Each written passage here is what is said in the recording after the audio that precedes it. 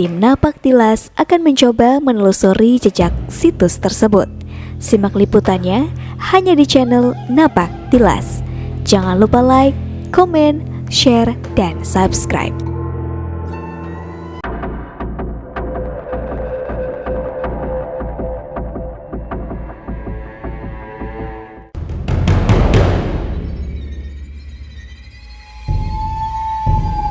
Terus selanjutnya yang kita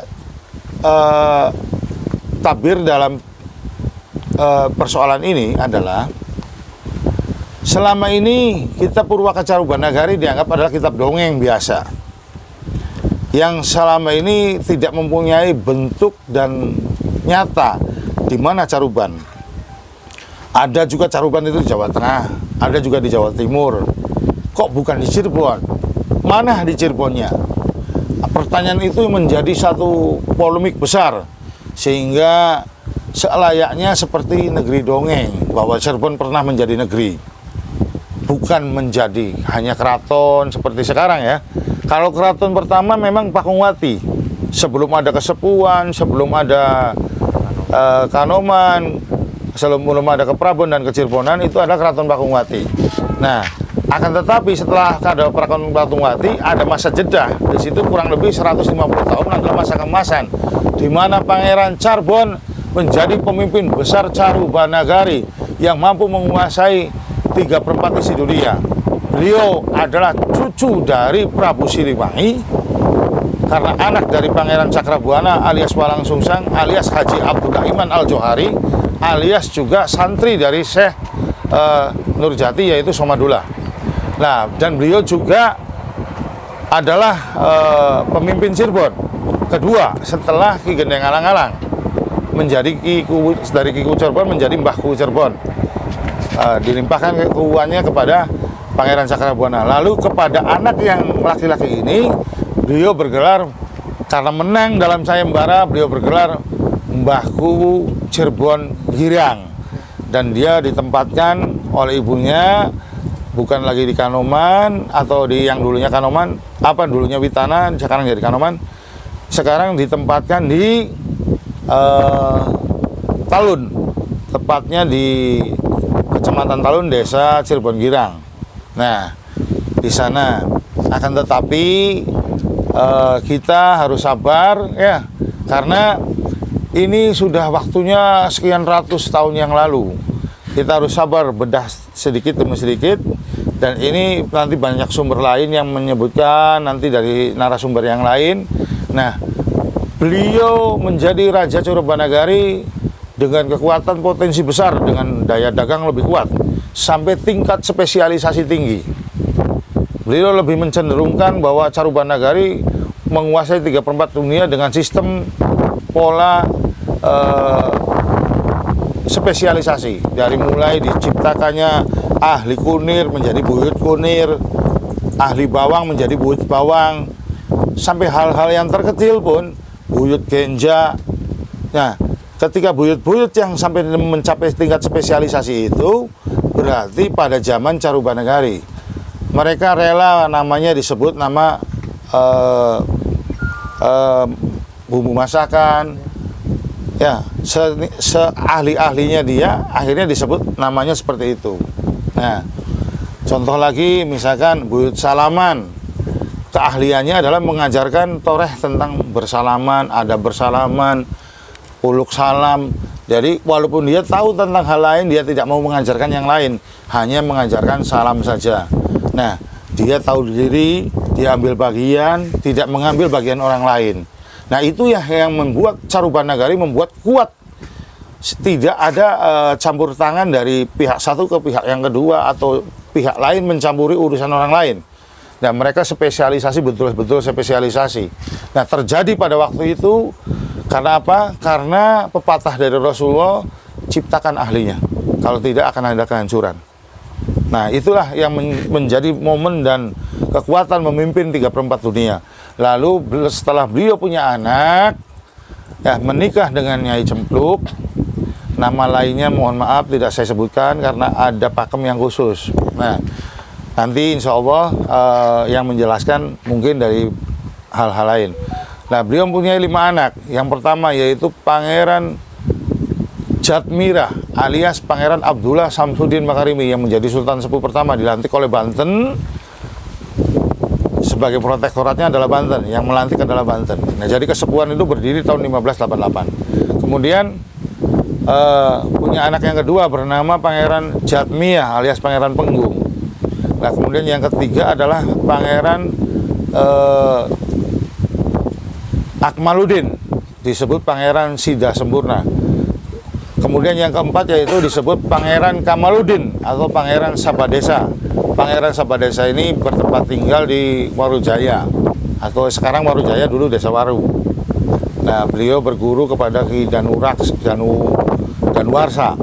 Ki Danuarsa ini dulu konon katanya sarapannya besi. Setiap sarapan makanya harus besi. Nah, itu adanya di Desa Waru. Nah, itu adik dari Ki Danuarsi. Beliau yang disebut Ki Raja Desa dari Ciamis. Nah, hingga pemerintahan kita pada zaman itu dari padukuhan menjadi desa. Nah, kemudian anak kelima bernama Pangeran Jamaluddin alias Pangeran Indrakila alias Pangeran Jamaluddin Rusmi. Nah, beliaulah nanti pengganti dari Sultan Sepuh pertama karena anaknya tidak ada yang mau menjadi sultan. Baik dari istri pertama, dari Nyai Azam. Nah, kebetulan saya keluarga istri pertama dari Nyai Azam, dari Sultan Sepuh pertama. Nah, kalau dari istri kedua, Pangeran Arya Cirebon justru malah banyak membuat pustaka dan hal-hal yang bersifat kebudayaan. Nah, kalau dari keluarga anak istri pertama banyak yang menguasai tentang ilmu pertanian. Nah, kemudian digantikan oleh Sultan Sepuh kedua, yaitu dari adik kelima karena yang lain tidak ada yang mau. Nah, tapi ada sempilan cerita bahwa Pangeran Akmaluddin juga tidak mau menjadi sultan karena beliau disebut penerus Ki Raja Desa. Nah, karena Sultan keempat pun adik keempat tidak mau, jadi akhirnya adik kelima dengan satu syarat, muludan tidak hanya di keraton tapi di tajuk-tajuk diperbolehkan. Baru Jamaluddin dilantik menjadi Sultan Sepuh kedua. Tidak bisa diwaris, hanya batasannya adalah pada zaman Pangeran Cirebon alias Mbah Kuwu Cirebon Girang. Nah, makanya tanahnya pun tidak diatasnamakan beliau, namanya atas nama Caruban. Nah, itu kurang lebihnya, dan itu adalah bukti cagar budaya yang harus segera didaftarkan. Khawatir nanti kalau tidak segera didaftarkan, nanti kita kehilangan aset cagar budaya. Oke, teman-teman ya, tadi apa yang disampaikan Kang Ep itu panjang dan lebar ya. Tadi udah ada clue-nya ya, bahwa ternyata sejarah atau cerita Caruban Nagari itu memang ada, bukan hanya sebatas mitos atau dongeng dan lain sebagainya. Nah, Kang, boleh tahu itu Caruban Nagari itu kisaran tahun berapa ya, Kang? Nah, kalau kisaran Caruban Nagari itu adalah pasca Mbah Kuwu, Pangeran Cakrabuana pulang haji, punya istri di Cempaka, punya anak 7, termasuk Nyai Jemaras, adalah anak dari istri kedua. Nah, beliau adalah menantu Syekh Ali Akbar dari Cempaka. Nah, beliau adalah keturunan dari Sayyidina Ali juga. Kenapa saya bilang Sayyidina Ali, termasuk Syekh Syarif juga adalah keturunan Sayyidina Ali? Karena Cirebon menggambarkan keturunan Sayyidina Ali dengan nama Macan Ali. Karena tidak mau merusak tatanan kehidupan yang sudah diajarkan Rasulullah. Yang pastinya Sayyidina Husain Ilyasad bin Sayyidina Ali, baru binti Sayyidah Fatimah, baru ke Rasulullah. Jadi kami tidak berharap banyak untuk hal-hal yang seperti itu. Cirebon sudah mempunyai keputusan pakem mengatakan bahwa kami adalah keturunan Ali.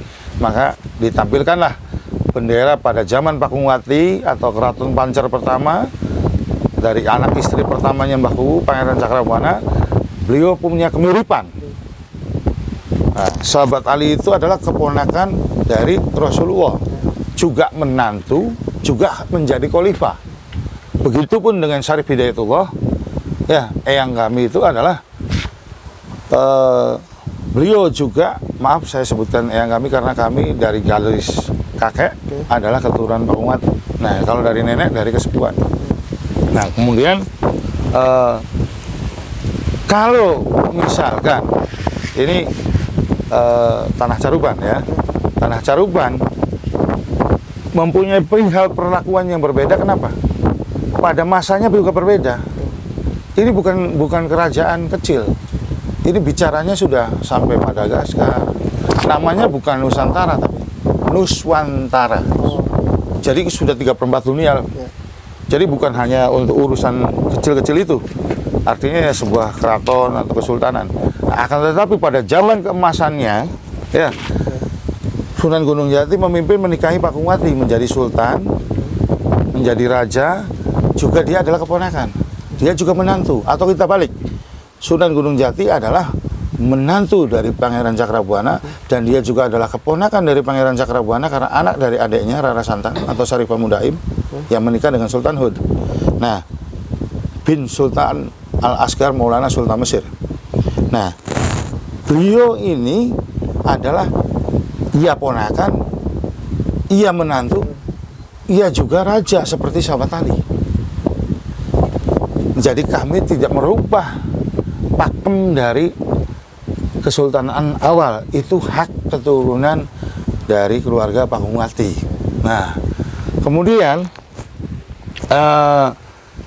lambang apa yang didapati dalam masa keemasan Pangeran Charbon memimpin alias Baku Charbon Girang memimpin Caruban Nagari, yaitu lambang bendera Juaja yang bertuliskan ya la tudrikul absor wa la yudrikul absor wa huwa latiful khabir. Nah, di sampingnya ada tulisan lain tentang ketauhidan. Nah, dan ada logo-logo dari panitia yang menjadi sumber kemenangan dari Caruban Nagari, yaitu bintang dan macan, gambar macan Israel. Nah, artinya pada waktu itu Israel tunduk di bawah Caruban Nagari. Nah, kita nggak mau ngobrol begini ketika dunia, atau saya merasa takut untuk bicara ini, enggak. Karena apa? Itu ada pembuktiannya. Kitab yang ditulis pada tahun sekian, kan gitu, dalam kitab Caruban Nagari. Nah, bendera Juaja ini adalah bendera kebesaran Cirebon, berbentuk negeri. Artinya Cirebon pernah mengalami jadi negeri. Kami mengulas sebuah kebesaran pada masa keemasannya. Nah, masa keemasannya adalah pada setelah Sinuhun meninggal dan Baku meninggal. Sinuhun 1470 meninggal, kurang lebih tahun segitu. Nah, tapi Pangeran Cakrabuana lebih tua, meninggalnya lebih dari beliau. Beliau 120 tahunan, Pangeran Cakrabuana kurang lebih 135 tahunan. Kurang lebih seperti itu. Nah, setelah beliau meninggal, lahirlah anaknya, mulailah masa kemasannya. Berarti kurang lebih setelah zaman 1400 sekian menjelang 1500-an sampai dengan 150 tahunan. Berarti sampai dengan cucunya, anaknya lahir, Pangeran Abdullah Samsudin lahir. Nah, karena Pangeran Samsudin aja dilantik dewasa itu 1588. Nah, kurang lebih masanya kurang lebih sekian. Ya, kurang lebih nggak jauh dari 150 tahunan lah. Kurang lebih seperti itu. Masa kemasannya setelah 1470-an. Tuh. Jadi, kapan masa Caruban Nagari dimulai? Ya sejak beliau menjabat di Mangkubumi dan memenangkan sayembara di Java Tel Atif.